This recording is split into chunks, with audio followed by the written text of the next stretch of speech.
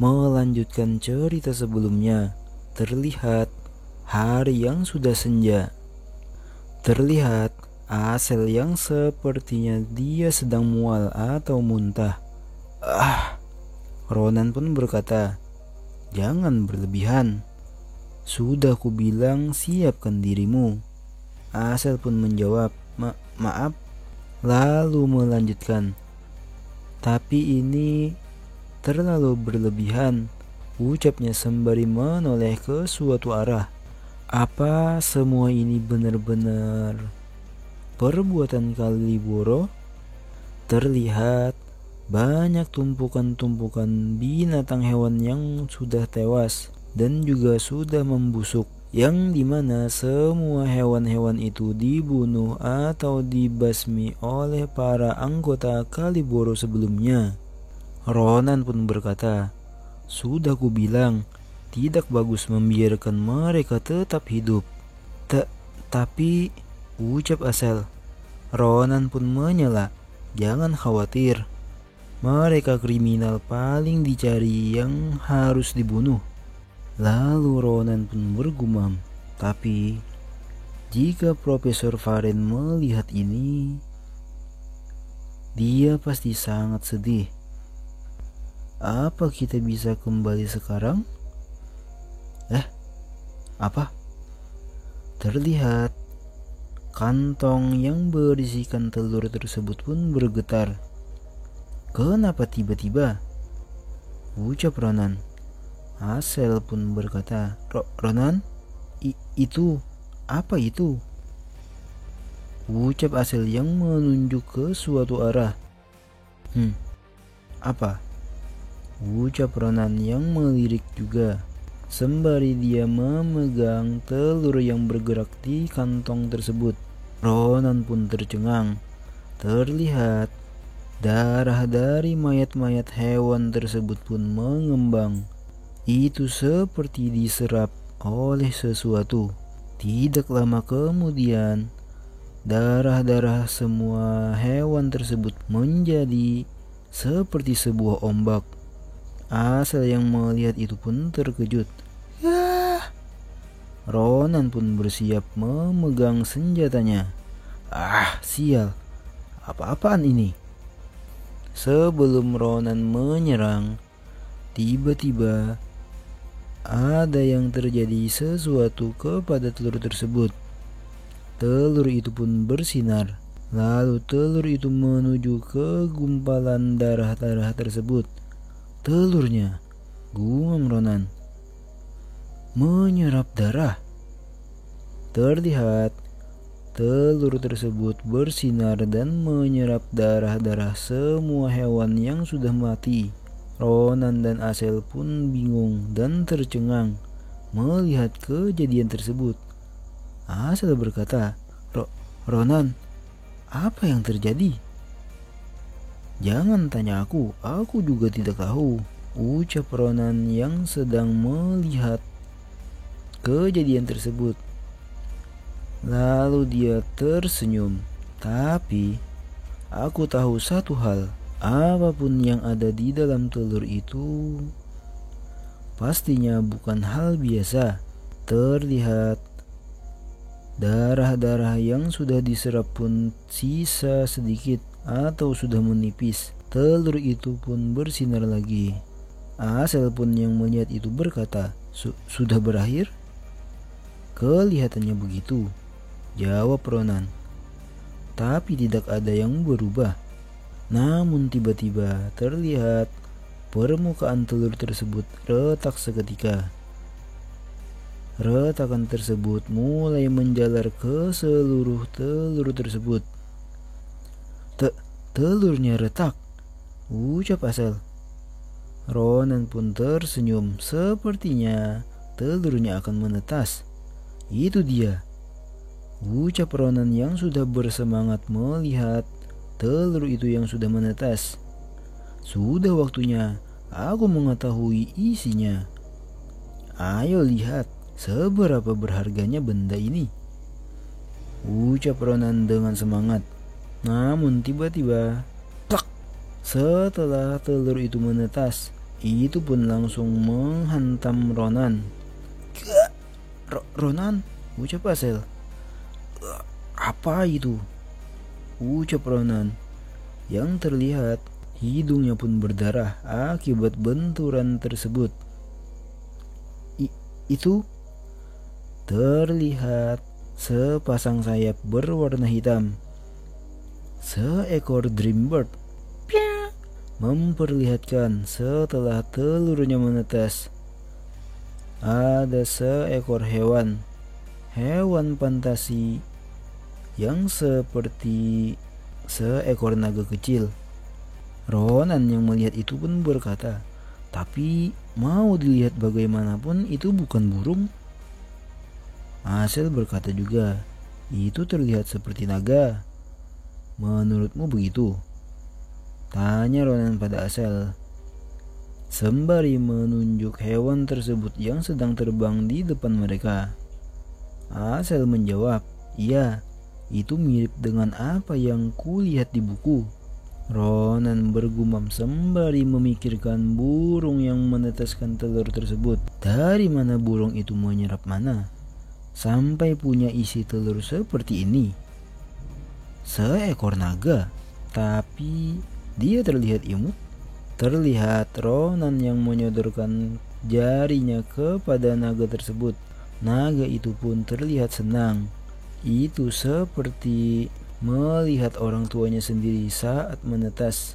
Karena insting seekor hewan ketika menetas, orang yang dia lihat pertama kali itu seperti orang tuanya sendiri. Piak.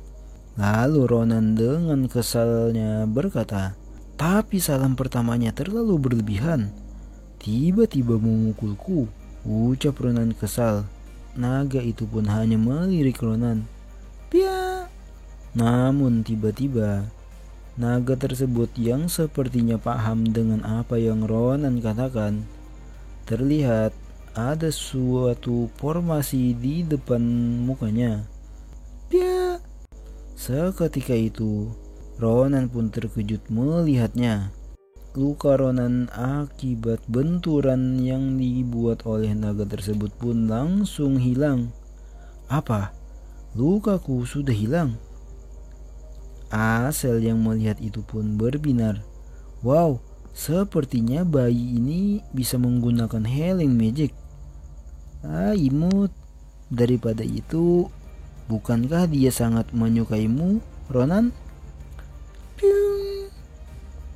Terlihat bayi naga tersebut mengelus-eluskan kepalanya ke pipi Ronan. Ronan pun tertawa. Astaga, makhluk ini, dia punya lebih banyak kemampuan daripada yang terlihat. Ayo beri dia nama. Kita tidak bisa terus-terusan memanggilnya Dreambird, ucap Asel dengan semangat. Ronan yang mendengar itu pun berkata, haruskah? Apa nama yang cocok untuknya? Namun terlihat naga kecil itu pun melihat ke suatu arah.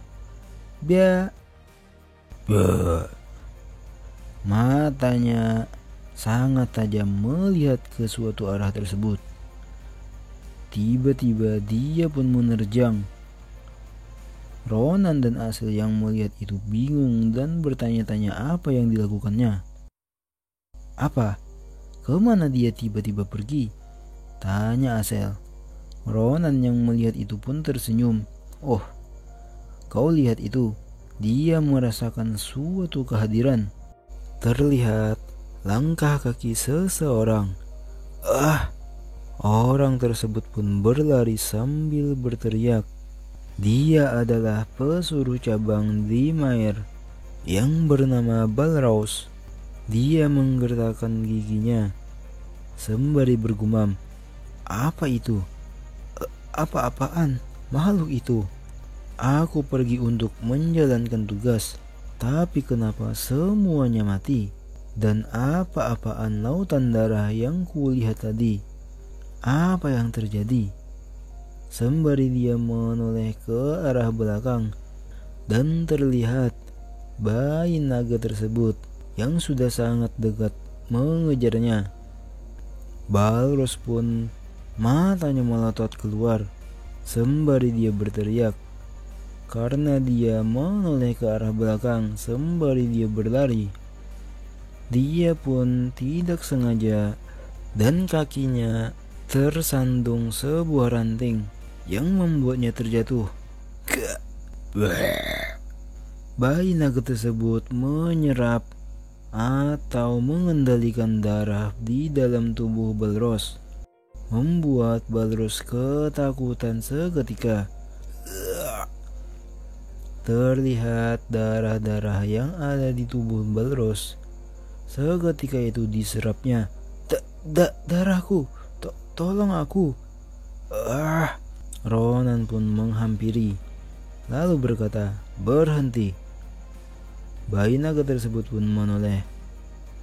Piak, seperti bertanya-tanya, kenapa disuruh berhenti? "Itu cukup, Cita. Kau hampir membunuhnya," ucap Ronan. Terlihat Ronan dan Asel menghampiri mereka. "Piak, Cita, itu namanya?" tanya Asel. Ronan pun menjawab, "Ya, aku sudah memikirkan namanya. Bagaimana menurutmu? Apa kau menyukainya?" "Piak." Terlihat Cita pun senang dikasih nama. Balros yang melihat itu pun terkejut. Orang ini. Lalu dia bergumam, bukannya dia orang yang tadi? Apa dia pemilik monster itu? Siapa dia? "Hei, kau tidak apa-apa, Balros?" ucap Ronan, menatap Balros yang berada di bawah. Balros pun merinding. Ya, jawabnya tergesa-gesa. "Terima kasih. Aku selamat. Terima kasih, Mbak." Tapi ucapnya terkejut sebelum menyelesaikan perkataannya. "Bagaimana kau tahu namaku?" Srak. Ronan dengan tatapan tajamnya menghunuskan pedangnya tepat di depan leher Balros, lalu berkata, "Kau tidak perlu tahu itu." Melihat kematian dekat dengannya, Balros pun terdiam. Lalu Ronan berkata, "Tidak kusangka bisa bertemu denganmu seperti ini." "Senang bertemu denganmu.